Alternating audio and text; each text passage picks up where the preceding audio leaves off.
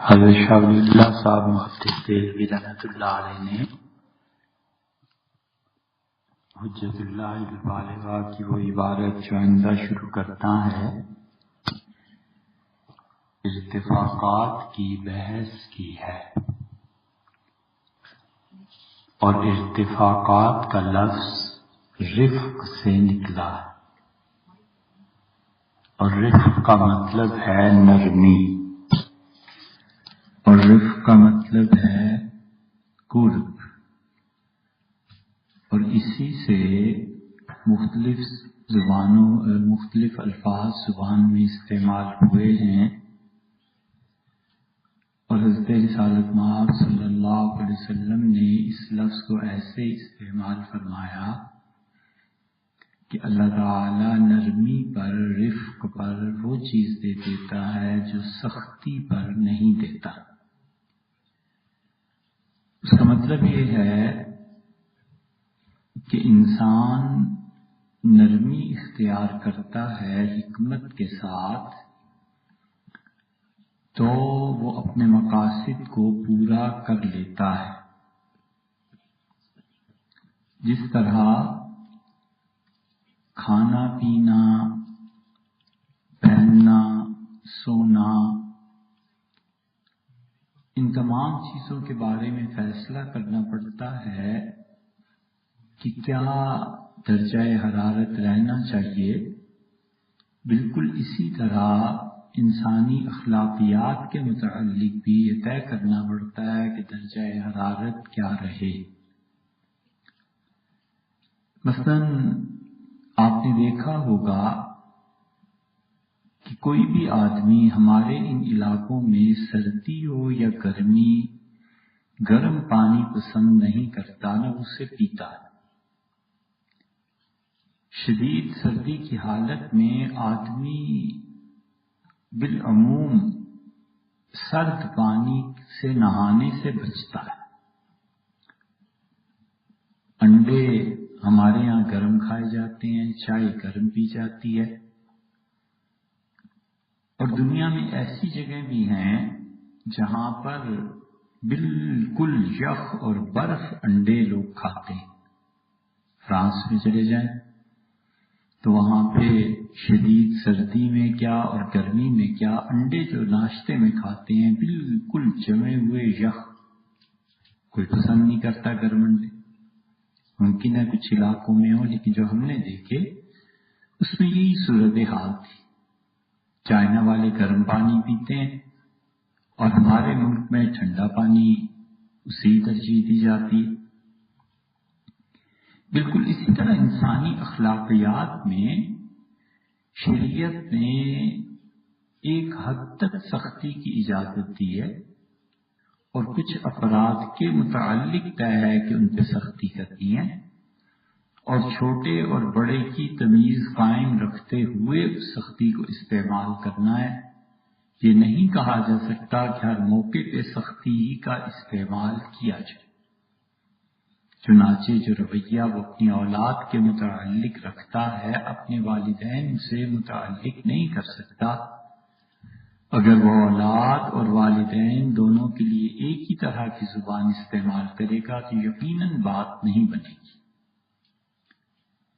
اس لیے حضرت رسالت پناہ صلی اللہ علیہ وسلم نے مثلاً نماز کے متعلق یہ فرمایا کہ جب بچہ 7 سال کا ہو جائے تو اسے نماز کی ترغیب دو، اور جب 10 سال کا ہو جائے تو اسے ہلکی سی سرزنش کرو۔ یہ بھی بتا دیا کہ تربیت کی غرض سے اپنی اولاد پر سختی مت چھوڑو۔ ایسی چیزیں احادیث میں آ گئی، تو اس کا مطلب یہ ہوا کہ سختی مناسب حد تک ہوگی۔ اب آدمی ہر معاملے میں ایسے کرنے لگے اور حتیٰ کہ ضروریات زندگی تک سے محروم کر دے، اور یہ بتائے کہ تمہارا کوئی حق نہیں ہے انسانی ضروریات زندگی میں نرمی، آرائش اور آرام سے، تو نتیجہ یہ نکلے گا کہ بغاوت ہوگی، اور اولاد والدین کو اٹھا کر ایک طرف رکھ دے گی، اس لیے ہر چیز میں جب درجہ حرارت مقرر ہے تو بالکل ایسے ہی حضرت رسالت مآب صلی اللہ علیہ وسلم نے یہ بتا دیا کہ لوگوں کے ساتھ رفق اور نرمی اور لوگوں کو سمجھاتے رہنا اور حکمت عملی کے ساتھ شریعت کو بتانا، یہ سب چیزیں ایسی ہیں جو دین کو پھیلانے میں مدد دیں گی. اور اگر کوئی آدمی ان چیزوں کی رعایت کیے بغیر ہر جگہ نرمی یا ہر جگہ سختی کا استعمال کرے گا تو بات نہیں بنے گی. قرآن اسی لیے کہتا ہے کہ لوگوں کو بلاؤ خدا کے دین کی طرف حکمت کے ساتھ.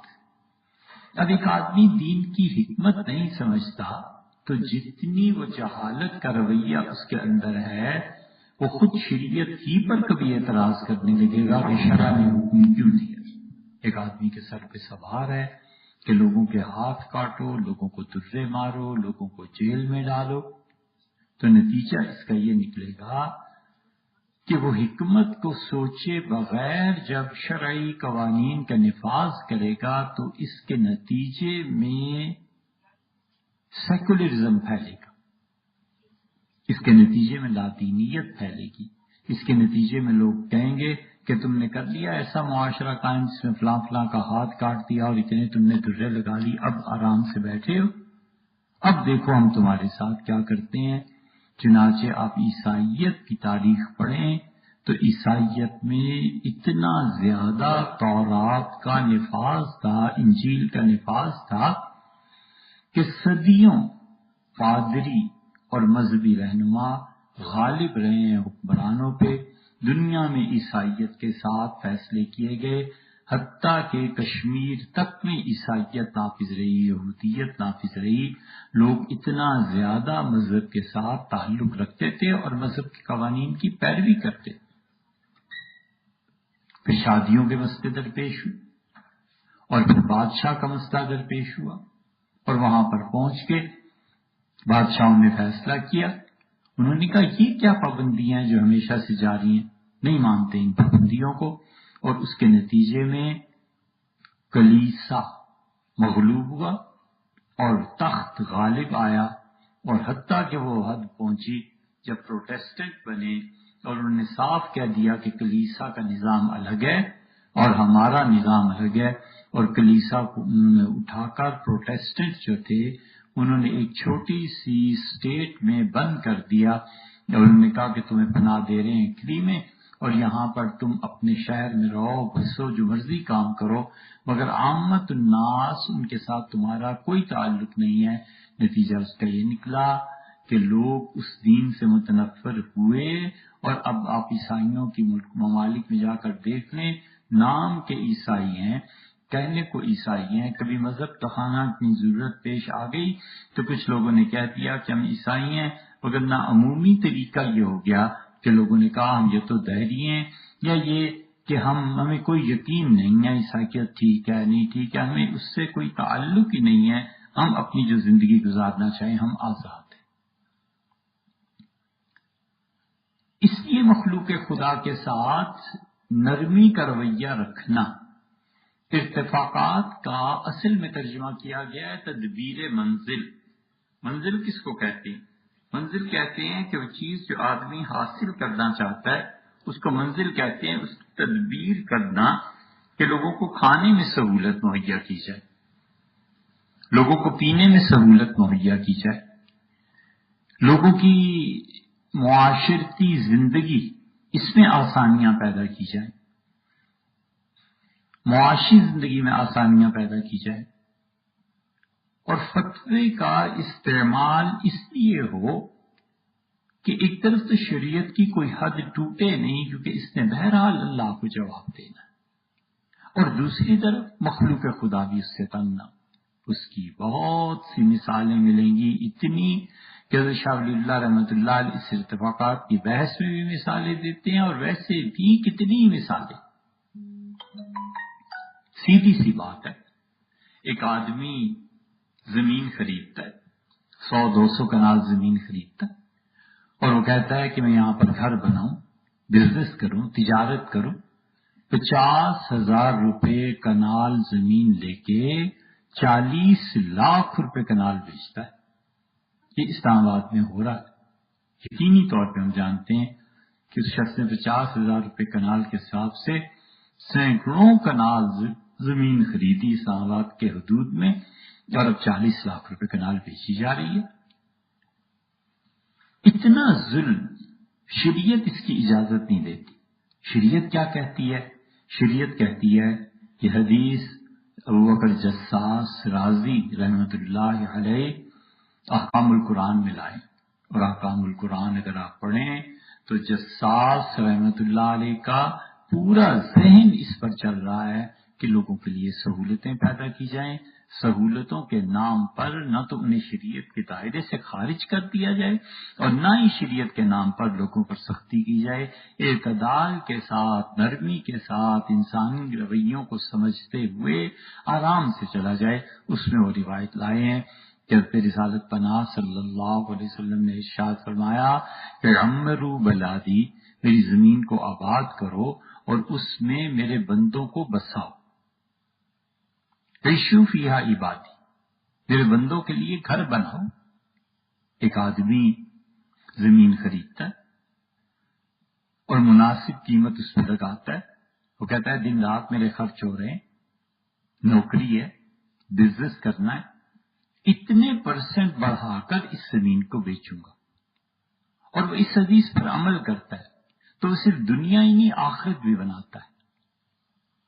और जो आदमी इसी जमीन के कारोबार में हद से ज्यादा नफा वसूल करता है, 50,000 का और 40 लाख का, और उसकी कोई नीयत ये नहीं है, दूर दूर तक उससे तो ये हदीस सुनी भी नहीं, उसका इरादा भी नहीं है कि वो लोगों के साथ नरमी को पैदा करे, तो ठीक है दुनिया में वो कमाएगा, लेकिन आखिरत के सवाब से उस शख्स को किसी न किसी दर्जे में महरूमी उठानी पड़ेगी। ये कहिए कि कुल्ली तौर पे मारूमी ना हुई, लेकिन कुछ ना कुछ तो आखिरत में भी उसकी रिडक्शन होगी। क्योंकि अगर वो लोगों की फलाह व बहबूद का सोचता तो ये जुल्म न करता कि 50,000 रुपए खर्च करो और 40 लाख रुपए कमा लो। ये इत्तेफाकात की एक मिसाल है। अमेरिका में कई स्टेट्स में हमने देखा, लोगों से पूछा जमीन का, उन्होंने कहा जी साल में सिर्फ 3% बढ़ने का है, इससे ज्यादा नहीं बढ़ाई जा सकती। पिछले साल आपने जमीन खरीदी थी, अब इस साल बेचना चाहते हैं, 3% बढ़ा लीजिए, इससे ज्यादा नहीं बढ़ाए जा सकते। अब नतीजा उसका ये निकला कि आम बिजनेस में भी तकरीबन इतना ही पैसा बढ़ जाता है, जमीन खरीद के उसे रखी थी उसने भी इतना ही पैसा बढ़ जाता है। तो उन्होंने तिजारत की एक तरह की रेशो के साथ से जोड़ दिया कि इसका पैसा ग्रोथ भी करेगा तो आखिर कितना करेगा, तिजारत भी करेगा तो कितनी कर लेगा, बस इतना ही है। इन्हीं इत्तेफाकात की दूसरी मिसाल आप देखें, आप पिछले बयानात में भी सुनेंगे, कई मर्तबा हमने यहाँ पे बड़े बड़े उन लोगों से कहा जो वज़राए कानून के और जिन्होंने कानून बनाने हैं, जिन्होंने कानून की मंजूरी असेंबली में करानी है, सदर मुमलिकत से दस्तखत लेने हैं, हमने कहा कुछ करें, इस 3 तलाक बेवक्त देने को काबिल ताजीर जुर्म करार दें और इस पर सजा रखें कि अगर साबित हो गया कि 3 तलाकें उससे बेवक्त दी हैं तो उस शौहर को, उस आदमी को इतनी सजा दी जाएगी, इतने अरसे के लिए जेल में रखा जाएगा।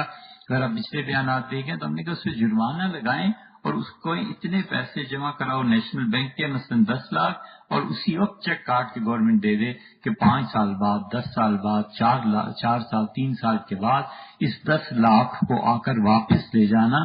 तुम 3 साल तो जरा तुम्हारा दिमाग ठिकाने आए ना कि 3 तलाकें आखिर बेवक्त क्यों दी जाए।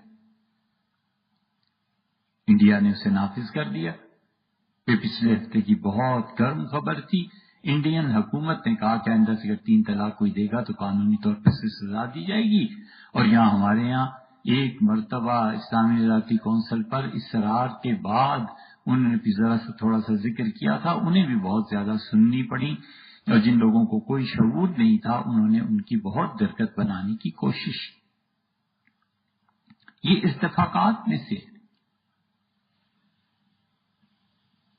ये तीसरी मिसाल है कि एक बच्चा है जिसके बाप का कुछ पता नहीं चलता, एक औरत फेंक जाती है, कहीं पाया जाता है, रियासत उसके साथ क्या करेगी। इत्तेफाकात में से ये है کہ وہ ریاست کا بیٹا ہے. اگر شخصی حکومت ہے، خلافت ہے، کچھ ایسی صورت ہے تو وہ امیر المومنین کے ذمے ہے، وہ خلیفۃ المسلمین کے ذمے ہے. گورنمنٹ جس ادارے کو وہ بچہ دیتی ہے اس ادارے کو مکمل طور پہ اس بچے کے جتنے بھی اخراجات ہیں اٹھائے گی، اور اس کے بعد اس بچے کے جو منافع ہیں وہ اس کو واپس دے دے گی کہ بیٹے یہ تمہارا نفع ہے، اس کو تم واپس رکھو، اور یہ تمہارے پہ خرچہ ہوا ہے، اس خرچے کو ہم ادا کریں گے. سیدنا عمر رضی اللہ عنہ نے ایک جملے میں اسی قانون کو بنایا تھا کہ کیسی بچے کو ایک صحابی رضی اللہ عنہ لے آئے تھے تو امیر المومنین رضی اللہ عنہ اس بچے کو دیکھا، تحقیق ہو گئی، سب بات پتہ چل گئی انہیں، چند لمحوں میں تحقیق بھی کر لی اور فرمایا کہ اس بچے کو لے جا کر پالو اور جتنے اخراجات ہیں وہ ہمارے ذمے ہیں اور اس کی جتنا نفع ہے وہ تمہارا ہے. بس قانون بن گیا. یہی چیز تھی. اس طرح قوانین بنتے ہیں. ہم اب تک کہتے ہیں کہ اس بچے کی ماں کا پتہ چل جائے کہ اس کی ماں کون ہے، کہیں نہ کہیں سے کوئی سراغ مل ہی جاتا ہے. آخر خود ماں، وہ رشتہ اتنا مضبوط ہوتا ہے کہ وہ اپنے بچے کو ڈھونڈتی ہے، پتہ رکھتی ہے کہ کہاں گیا میرا بچہ، کدھر گیا، کچھ پتہ. اگر ماں کبھی اعتراف کر لے اور بچہ سے ثابت ہو جائے کہ اسی کا ہے، اس ماں کی وراثت میں اس بچے کا حق بنتا ہے. باپ کا نہیں پتا چلا نا، ماں کا تو پتا چل گیا. باپ مشکوک ہو سکتا ہے، ماں تو مشکوک نہیں ہو سکتی. اس کی وراثت کا حصہ اسے دیا جائے. شریعت یہی کہتی ہے، اور ہمارے یہاں غالباً کوئی قانون اس پہ نہیں ہے. اس لیے شریعت جتنی بھی لوگوں کے لیے سہولتیں پیدا کرتی ہے وہ لوگوں تک پہنچے. یہ وہ چیز ہے جو شاہ ولی اللہ رحمۃ اللہ علیہ بڑی شد و مت سے ثابت کرتے ہیں. یہ ارتفاقات خاص ایک موضوع ہے حجت اللہ البالغہ کا. شاہ صاحب رحمۃ اللہ نے اس پہ بڑا اچھا اور بڑا گہرائی میں لکھا ہے.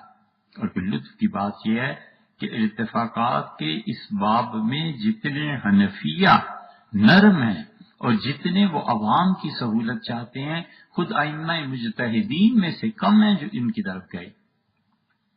اس لیے حنفی فقہ میں بنیادی اصول یہ ہے کہ اشیاء تمام کی تمام مباح ہیں حتیٰ کہ شریعت سے حرام کرا دے. اور اس کے برعکس اصول یہ ہے کہ تمام دنیا کی چیزیں حرام اور ناجائز ہیں جب تک کہ شریعت اس کی اجازت نہ دے.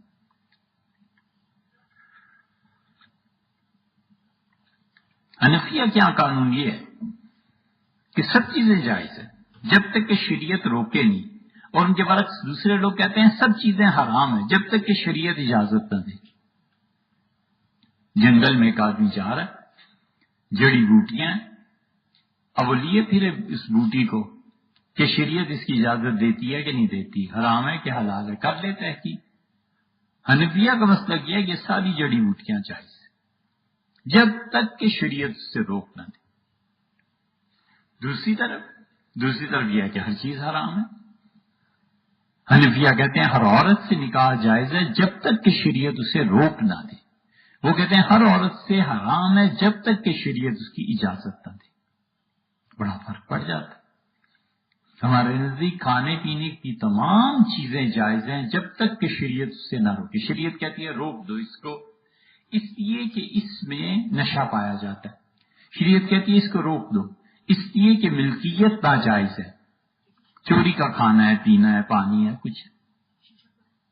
حنفیہ کہتے ہیں اگر اس میں یہ چیزیں نہیں پائی جاتی، خدا نے خود اسے قرآن میں حرام نہیں کیا.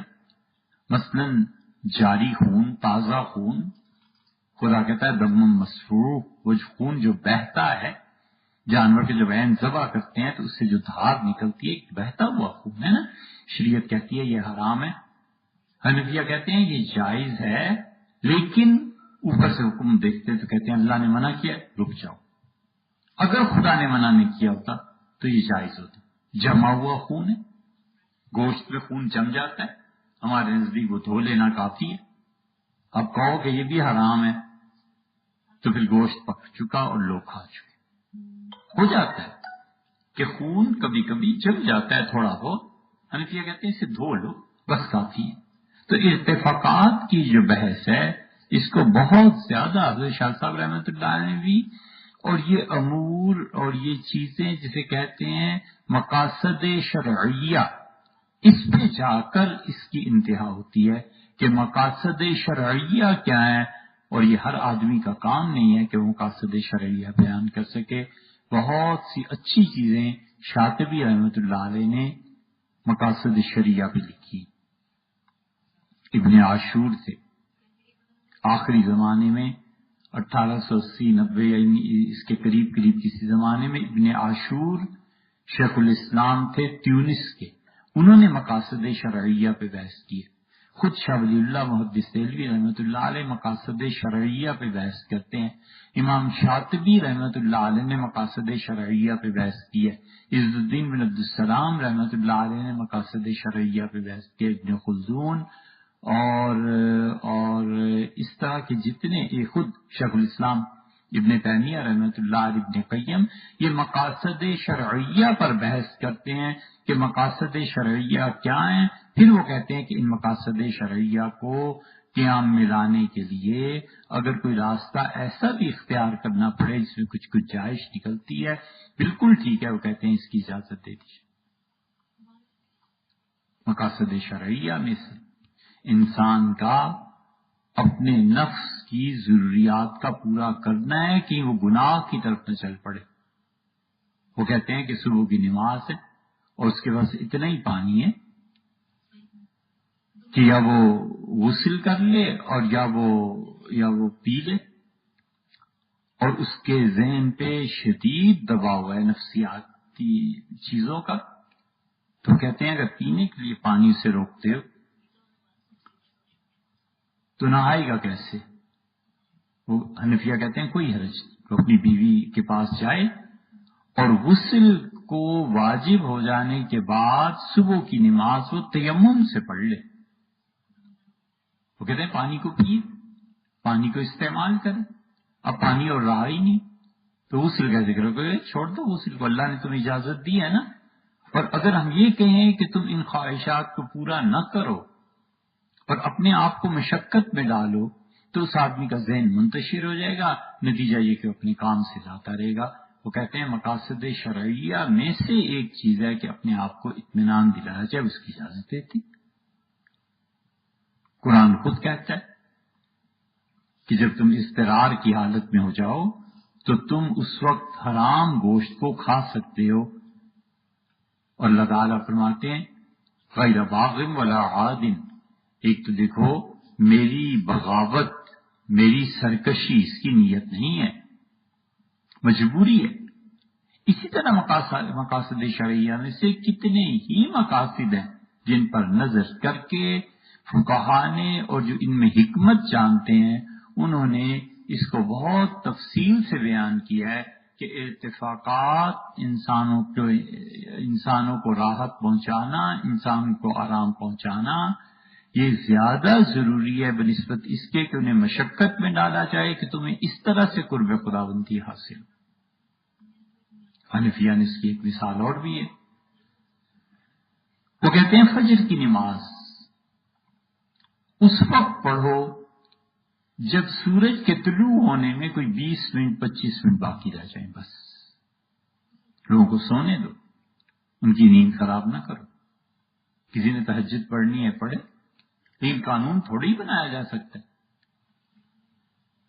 پھر فقہا نے اس جزیے کو لکھا، انہوں نے کہا فجر کی نماز اتنا پہلے پڑھنی چاہیے کہ کسی وجہ سے اگر نماز نہ ہوئی ہو تو لوٹایا جا سکے، اعادہ کیا جا سکے۔ بہت سے نے اس کو نہیں مانا۔ احمد رضا خان صاحب نے اپنے فتاوی میں صاف لکھا، انہوں نے کہا آج تک تو یہ مثال کبھی پیش ہی نہیں آئی، کروڑوں مسلمانوں میں کتنے ہیں جنہیں اس کی ضرورت پیش آئی ہوگی کہ فجر کی نماز پڑھ لی تو پھر خیال آیا کہ ناپاک تھا، کپڑے ناپاک تھے، پانی ناپاک تھا، وضو نہیں کیا تھا، وغیرہ وغیرہ، اب نماز لوٹاؤں گا دوبارہ۔ ان کا کروڑوں مسلمان ہیں، کتنوں کو پیش آتی۔ پھر اس کے بعد وہ صاف لکھتے ہیں، وہ کہتے ہیں کہ مستحب یہ ہے کہ فجر کی نماز پڑھی جائے بالکل آخری وقت پہ، تو ایک موہوم سبب سے مستحب کو چھوڑنا یہ فقاہت نہیں ہے۔ ایک ایسے سبب کی وجہ سے فجر کو ذرا سے جلدی کر لینا جو پیش ہی نہیں آتا کبھی. وہ کہتے ہیں اس کی کیا ضرورت ہے، نیند پوری کرتے ہیں تو اس کو آرام سے سونے. حضرت رسالت مآب صلی اللہ علیہ وسلم تشریف لے جا رہے ہیں، سخت گرمی کا موسم ہے اور سایہ جو ہی ذرا سا بڑھا ہے، حضرت بلال رضی اللہ عنہ فرمایا اللہ کے رسول نماز. تو حضور صلی اللہ علیہ وسلم نے فرمایا تمہاری نماز آگے چل کے. پھر تھوڑی دیر بعد حاضر ہو گئے کہ اللہ کے رسول نماز. فرمایا نماز آگے چل کے پڑھیں گے. پھر تھوڑی دیر بعد حاضر ہو گئے اللہ کے رسول نماز 2 یا 3 مرتبہ عرض کیا. رسول اللہ صلی اللہ علیہ وسلم فرمایا بلال آرام کرو، نماز آگے چل کے پڑھیں گے. اور جب سورج ڈھلا زیادہ اور گرمی کی شدت کم ہوئی فرمایا رکو اب نماز پڑھتے. یہ وہ مقاصد شرعیہ ہیں.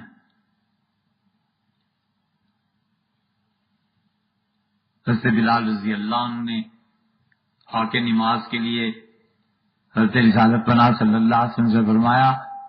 غالباً کئی وقت کے بعد کھانا سامنے آیا تھا اور رسول اللہ صلی اللہ علیہ وسلم کھانا شروع فرما چکے تھے. انہیں معلوم نہیں تھا یا انہوں نے دیکھا نہیں، ان کا اللہ کے رسول نماز پڑھا دیجئے. رسول اللہ صلی اللہ علیہ وسلم نے فرمایا کہ اس کے ہاتھ مٹی میں ملیں، بار بار نماز کے لیے آ رہا ہے. السلام علیکم. جی اب 15 منٹ ٹھہریے میں بتاتا ہوں. 15. السلام حضور اکرم صلی اللہ علیہ وسلم طالبت کیا تھا اس کے ہاتھ مٹی میں ملے، نماز کی بات کرتا ہے اور آپ چھری سے گوشت کاٹ رہے تھے. تھینک یو تھے، تشریف لے گئے. مقاصد شرعیہ میں وہ چیزیں جو انسانی آرام میں خلل ڈالتی ہیں، شریعت کہتی ہے کہ اس آدمی کو تنگ نہ کرو. شریعت نے جتنی گنجائش دی ہے اس گنجائش کے اندر کام کرو. اور سیدنا علی رضی اللہ عنہ کا تو معاملہ اس سے بھی سخت تھا.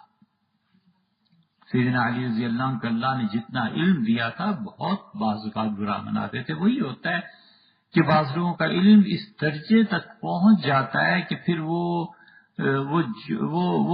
بیان بھی نہیں کرنا چاہتے اور ہر چیز پہ لمبی تقریریں بھی نہیں کرنا چاہتے. اور طبیعت یہ ہوتی ہے کہ جو کچھ کہہ رہے ہیں یا کر رہے ہیں بس چپ کر کے چلو ساتھ، زیادہ پوچھو نہیں، زیادہ بولو نہیں. امیر المومنین رضی اللہ عنہ بیٹھے ہوئے تھے اور مغرب کا وقت ہو گیا. ایک آدمی اٹھ کھڑا ہوا، پیچھے سے ذرا بھی سورج ڈوبا ہی تھا، سب کچھ نظر آ رہا ہے. اسے کہا امیر المومنین نماز پڑھاتے. سیدنا علی رضی اللہ عنہ چپ رہے. پھر وہ اٹھا. بڑے سخت لفظ آئے ہیں حدیث میں. علی رضی اللہ کو انظروا ھذا الکلب یعلمنا السنہ، اس کتے کو دیکھو مجھے سنت کی تلقین کرتا ہے کہ سنت یہ ہے کہ مغرب جلدی پڑھی جائے. کہ ہم نہیں جانتے کہ رسول اللہ صلی اللہ علیہ وسلم کب پڑھتے تھے کب نہیں پڑھتے تھے، کتنا وقفہ ہوتا تھا. مدینہ منورہ آئے ایک سال اور انہوں نے سیدنا عمر رضی اللہ عنہ ایک جگہ مکان کوئی تعمیر ہو رہا تھا اسے دیکھ رہے تھے. نا وہ آدمی آیا مدینہ منورہ میں، عمر رضی اللہ عنہ نے پوچھا کہ عبداللہ کا کیا حال ہے، ابن مسعود رضی اللہ عنہ کا. تو انہوں نے کہا عبداللہ خیریت سے تھے. فرمایا کیا کر رہے تھے؟ انہوں نے بتایا حضرت اس طرح، اور فرمایا عمر رضی اللہ عنہ کی تعریف کے جملے فرمائے. تو اس آدمی نے کہا کہ حضرت وہاں کوفہ میں ایک شخص ہے وہ ابن مسعود رضی اللہ عنہ پہ بہت تنقید کرتا ہے. ابن مسعود رضی اللہ عنہ جو شریعت کے مطابق بات کرتے ہیں تو اس میں نقائص کو نکالتا ہے. تو فرمایا کیا نام ہے اس کا، اس کے باپ کا، قبیلہ. تعارف ہو گیا، چھپ ہو گیا. ایک دن کھڑے ہوئے تھے اور کوئی تعمیر دیکھ رہے تھے. آدمی آیا، سلام کیا. انہوں نے پوچھا نام کیا ہے، پھر باپ، پھر پتا. تحقیق ہو گئی نا. تو جو پتھر کوئی اینٹ پاس پڑی ہوئی تھی وہ دے ماری اس کو. وہ کہتا تھا اگر میں ہی نہ ہٹ جاتا تو میں تو زخمی ہو جاتا. سیدنا عمر رضی اللہ عنہ نے کہا تم جو کوفہ میں ابن مسعود رضی اللہ عنہ کو دین سکھاتے ہو، تمہیں نہیں پتا وہ کس درجے کا آدمی ہے؟ اس لیے کہ مقاصد شرعیہ میں جب ائمہ مجتہدین لوگوں کو آرام سے رکھنا چاہتے ہیں، کوئی تکلیف نہیں دیتے، شریعت کے مزاج کو سمجھتے ہیں، تو دوسری طرف جن لوگوں کو کم علمی کی وجہ سے، مزاج کی شدت کی وجہ سے دین کے نفاذ کا بڑھ چڑھ کے شوق ہوتا ہے کہ کسی طرح صبح ہوتے ہوتے خلیفۃ المسلمین کا اعلان ہو جائے، پھر ان کے ساتھ ایسا رویہ اختیار کرنا پڑتا ہے کہ اس مزاج کی شدت کو کم کرو، اس چیز میں کمی لاؤ، اس چیز کو کم کرو۔ حضور اکبر صلی اللہ علیہ وسلم کا یہی حال تھا، مسجد نبوی میں تشریف لائے، فرمایا یہ رسی کیا باندھ رکھی ہے؟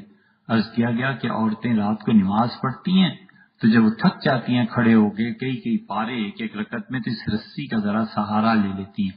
فرمایا یہ کون عورت ہے جو اتنی لمبی نماز پڑھتی ہے؟ عرض کیا گیا آپ کی اہلیہ ام المومنین ام سلمہ رضی اللہ عنہا۔ فرمایا اس رسی کو کاٹو اور انہیں بتاؤ کہ جس وقت تک کھڑے ہونے کی ہمت ہے بس اتنی نماز پڑھیں نفل، اور اس کے بعد چلی جائیں، سو جائیں۔ کٹوا دی رسی رسول اللہ صلی اللہ علیہ وسلم۔ بہت چیزیں ایسی ملیں گی۔ تو یہ ارتفاقات کا باب ہے، انشاءاللہ اس کو آئندہ شروع کریں گے۔